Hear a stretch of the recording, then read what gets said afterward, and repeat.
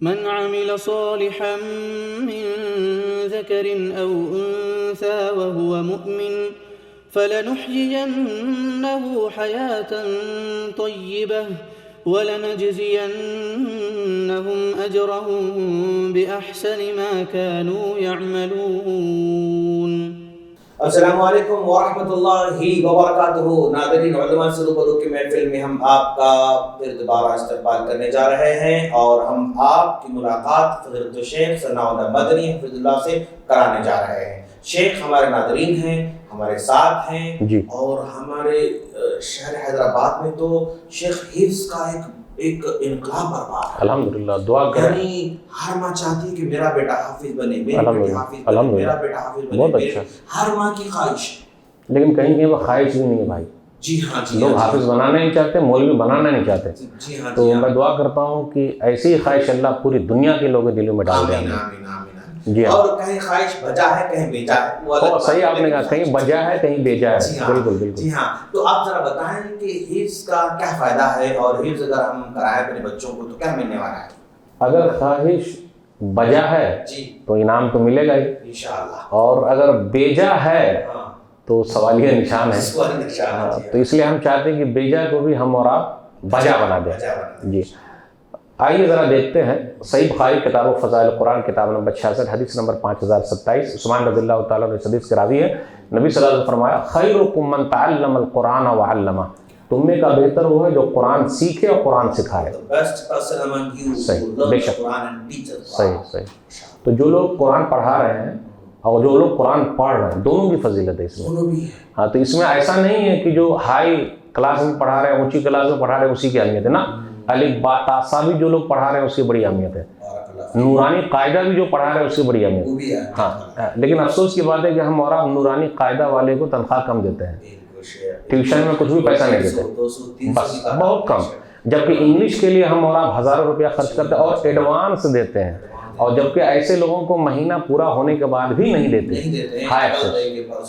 جبکہ انگریزی کے بارے میں تو کہیں لکھ کے نہیں آیا، بالکل بار بار مانگنا پڑتا ہے۔ لیکن بالکل صحیح، لیکن میں ایک چیز اور حافظ قرآن کے لیے کہنا چاہوں گا، وہ لوگ اپنا دل چھوٹا کیے ہوئے ہیں، بھائی ہماری کیا حیثیت ہے سماج میں، ارے سماج میں رہے یا نہ رہے اللہ کی نظر میں ہے کہ نہیں، اللہ کے کلام کا حافظ ہے وہ، اور نبی صلی اللہ علیہ وسلم کے فرمان کے حساب سے وہ دنیا کا سب سے بہترین انسان ہے، تو اسے تو اپنی اہمیت سمجھنی چاہیے جو اس کا مقام و مرتبہ ہے، اور حافظ قرآن کا کیا مقام ہے، اور حافظ قرآن کے ماں باپ کا بھی مقام و مرتبہ کافی اونچا ہے، اس لیے ماں باپ کافی خوش نصیب ہیں جن کے بچے حافظ قرآن ہیں۔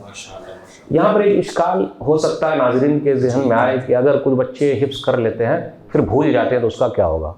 کوشش تو یہ ہونی چاہیے کہ قرآن یاد رہے، لیکن اگر دماغ سے وہ چیز نکل گئی تو صحیح احادیث کی روشنی میں ایسی کوئی چیز نہیں ملتی کہ اس کو سزا دی جائے گی، ورنہ کیا ہوگا اگر ایسا مسئلہ رہے تو کوئی حافظ بنے گا نہیں، کوئی پہنچ جائے گا مصیبت مول لینے، تو اس لیے گھبرانے کی ضرورت نہیں۔ کچھ لوگ اس لیے بھی قرآن حفظ نہیں کرتے، لیکن آپ دیکھیے گا جب قرآن حفظ کر لیتے ہیں تو دوسری اور چیزیں آسان ہو جاتی ہے، تو ماشاءاللہ لوگ حفظ کر، ہاں ذہن تیز ہو جاتا ہے، اور حافظ قرآن کا بھی ذہن تیز رہتا ہے۔ جی، تو جب ہم لوگ حساب کے ادھر ادھر کے جو مسئلے ہوتے، جیومیٹری کے، سائنس کے، وہ سب یاد کر سکتے تو قرآن کیوں نہیں یاد کر سکتے؟ بس شوق پیدا کرنے کی ضرورت ہے، ہر چیز میں تب ہوگا۔ ایک حدیث سنانا چاہتا ہوں، مسلم احمد کی روایت، حدیث نمبر 22950، جیسے یہ قبر پھٹے گی تو کررجل الشاہد، قرآن جو ہے تھکے ہوئے آدمی کی طرح آ کے ملے گا، ایک آدمی بن جائے گا اور تھکا ہوا رہے گا وہ، تو پہلی ملاقات قرآن سے ہونے والی ہے، تو ہم اور آپ قرآن پڑھیں گے تب نہ ہوگی، گانا سنیں گے تو کیا ہوگا، کیا حالت ہوگی؟ تو قبر پھٹتے ہی پہلے کون ملنے والا؟ قرآن۔ اس لیے ہمیں اور آپ کو قرآن پڑھنے والا بھی بننا ہے، صرف قرآن گھر میں رکھنے والا نہیں بننا ہے، وہ صرف رمضان میں دھول اتارنے کے لیے نیچے لاتے اس کے بعد پھر وہیں ڈال دیتے۔ اپنے موبائل فون میں بھی ہمیں اور آپ کو قرآن رکھنی چاہیے اور بار بار سننی چاہیے، جس طرح موبائل سے چپکے ہوئے قرآن سے بھی چپک جائے تو کتنا فائدہ رہے گا۔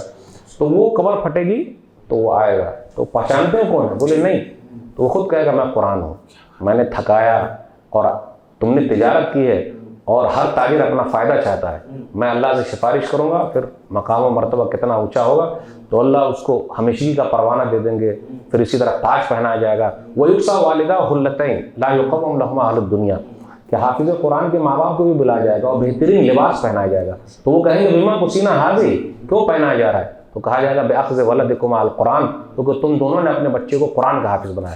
شیخ ایک چیز اور مجھے بولنے دیجیے اگر آپ اجازت دیں تو۔ ہوتا کیا ہے آج کل کہیں کہیں پر آپ دیکھ لیجیے، اگر ابا چاہتے ہیں کہ بیٹا حافظ بنے تو اماں ہی نہیں چاہتی، اور کہیں کہیں امی چاہتی ہے تو ابو نہیں چاہتے، اور کہیں کہیں آپ یہ بھی دیکھیے گا کہ جو آدمی خود حافظ ہے لیکن ان کے بچے حافظ نہیں ہیں، تو ایک عالمیہ ہے، ایک عالمیہ ہے۔ پھر اسی طرح لوگ دین سے جو دور ہوتے جا رہے ہیں، تو کہیں کہیں علماء کا طبقہ بھی اب دنیا کی طرف زیادہ بھاگ رہا ہے، تو اگر ہم ہی اور آپ ہم لوگ ہی بھاگتے رہیں گے تو پھر کیسے ہوگا؟ اللہ نے تو حفاظت کی ذمہ داری لی ہے، وہ تو کرتا رہے گا۔ تو ہمارے سوسائٹی میں ایک اشکال پیدا ہے، اگر کوئی کسی خاندان میں ایک آدمی حافظ بن جاتا ہے تو خاندان کے 70 لوگوں کی معافی ہو جاتی ہے۔ میرے علم میں نہیں ہے، اگر آپ کے علم میں کچھ ہے تو بتائیے آپ۔ ایسا نہیں کہ صرف مجھ سے ہی پوچھیے گا، مجھے بھی کچھ حق دیجیے کہ میں آپ سے پوچھوں۔ لیکن ایسا کوئی نہیں، میرے علم میں نہیں، واللہ اعلم۔ 70 لوگوں کو 7 لوگوں کو یا خاندان کے 7 پشتوں کو نہیں، بالکل نہیں، ایسی کوئی صحیح حدیث نہیں، بالکل۔ جی ہاں، جو یاد کرے گا اس کو اجر مل سکتا ہے، جن ماں باپ نے اس کی ہیلپ کی ہے حفظ کرنے کے اندر، اس کے لیے حدیث ہے تو اس لیے ان کو فائدہ۔ واللہ اعلم۔ ہمت کرنا چاہیے، بالکل محنت کرنا چاہیے، صرف خواہش کرنے سے نہیں کچھ نہیں نہیں سکتا۔ ارلی مارننگ بچوں کو اٹھانا پڑے گا، بالکل فجر سے پہلے۔ بھائی اسکول کے لیے اٹھاتے کہ نہیں اٹھاتے؟ جی ہاں بالکل۔ بارک اللہ فیکم شیخنا۔ حاضرین آپ نے دیکھا، خواہش کیجیے، بجا ہونا چاہیے، محنت بھی ہونا چاہیے، لگن بھی ہونا چاہیے، اور دل جمع کے ساتھ اپنے بچوں کو روک کے پڑھانا بھی چاہیے۔ ہم اللہ سے دعا کرتے ہیں اللہ تعالی ہم تمام کو حفظ قرآن کرنے کی توفیق عطا فرمائے۔ آمین۔ السلام علیکم ورحمۃ اللہ وبرکاتہ۔